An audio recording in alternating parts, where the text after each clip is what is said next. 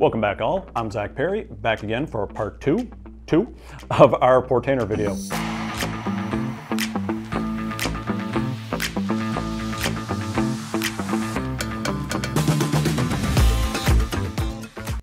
Last time we covered what is Portainer, the hardware that's in the home client here that'll be running Portainer itself, installing Docker to getting Portainer itself up and running using Docker Compose, and a high-level look of the Portainer WebUI.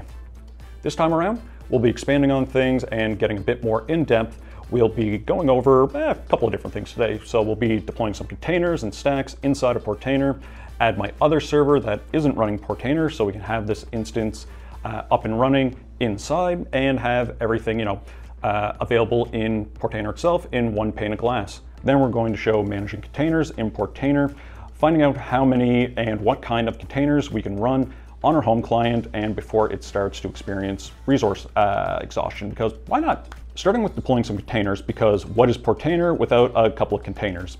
And we can use this as a jump off to kind of get to know the dashboard a little bit better. On our dashboard, let's check our current stack. We can see we only have Portainer. I've gone through the templates to see what looks interesting, what can solve a problem, or just sheer curiosity. So those templates being Draw.io, an online diagram software. I've used this extensively, but never thought about hosting my own instance of it.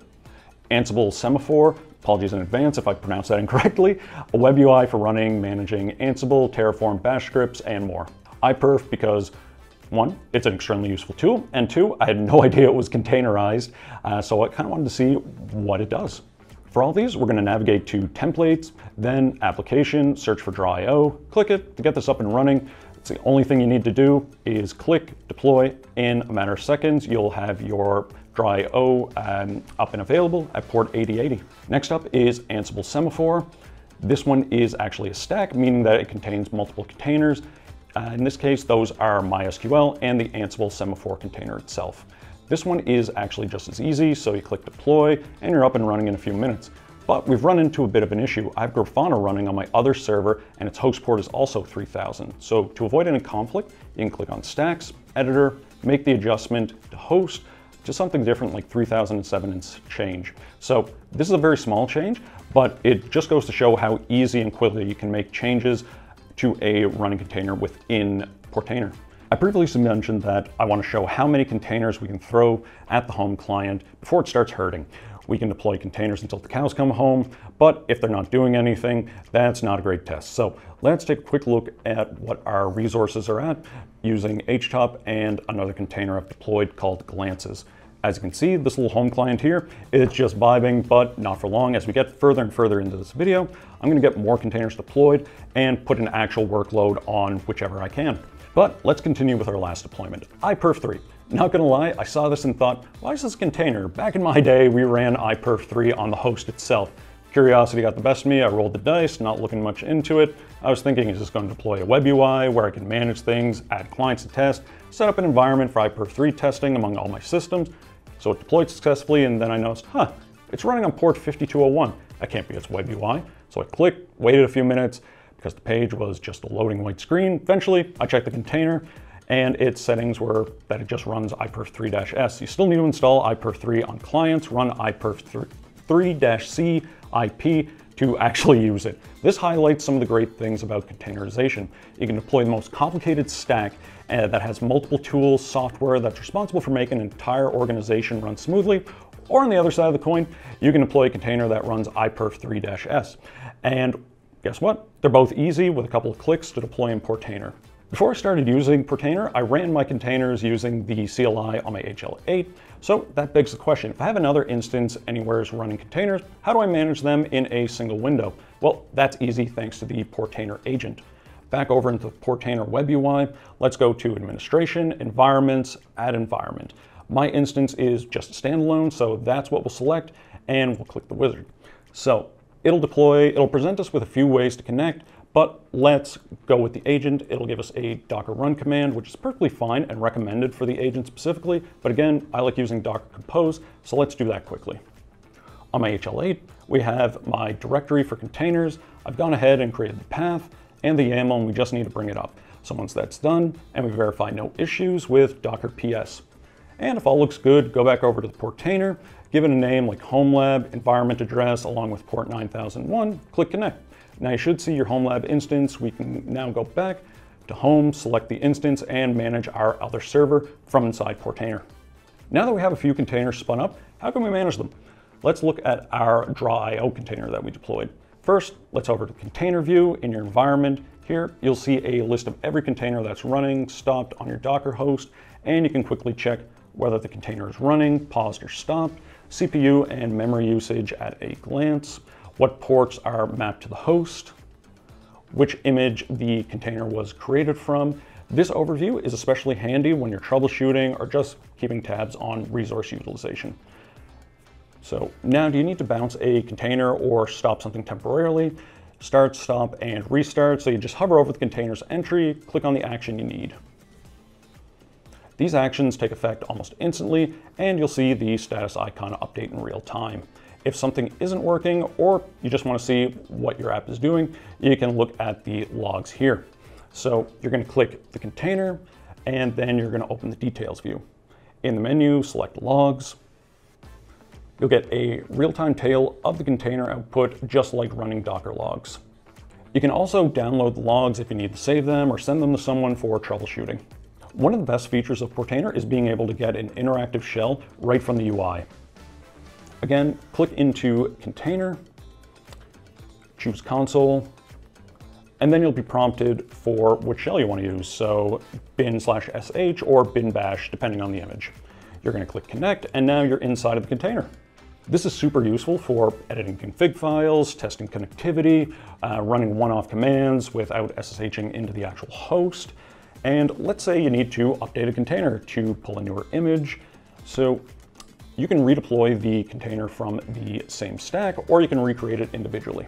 If you're using stacks, click on Stacks, find the one you want, either update the stack or edit the compose file directly. Portainer will handle the tearing down of the old container, spinning up the new one seamlessly.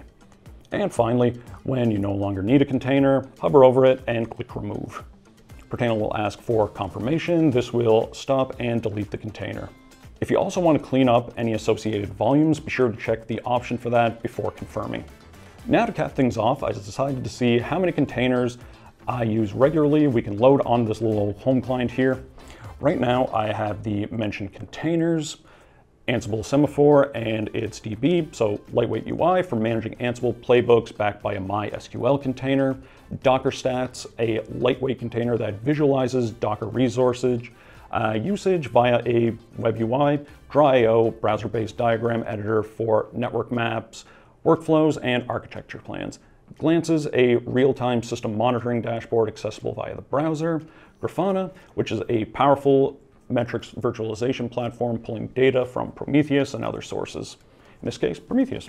Homepage, a customizable dashboard to centralize access to all of your Homelab services.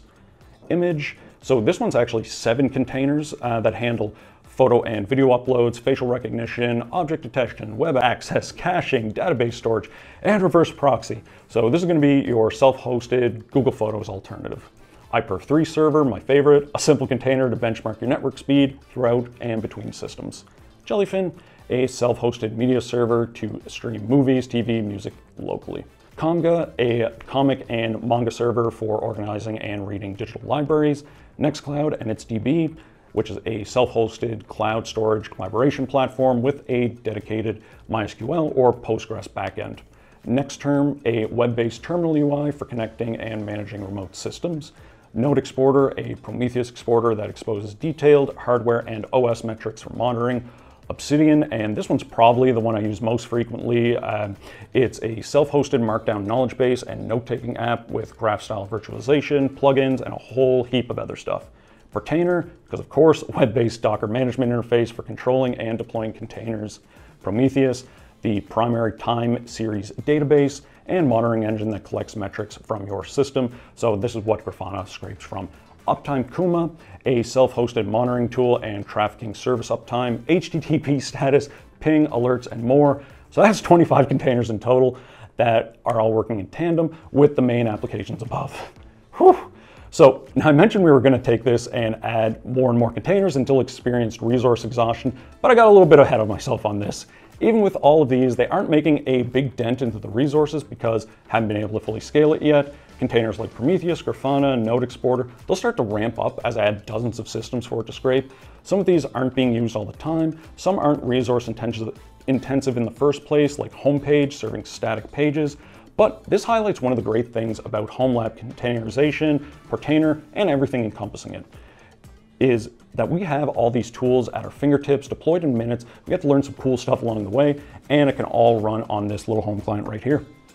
And another one that can ramp up is Jellyfin. So if I was transcoding multiple 4K streams, or if any of the databases were constantly working, then yeah, we might use up a good amount of resources, but this will be able to handle it.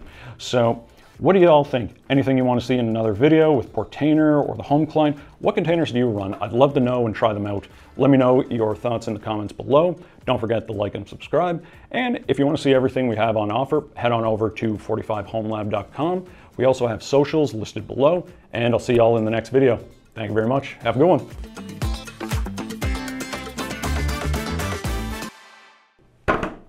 Alrighty. Woo! Yeah, buddy.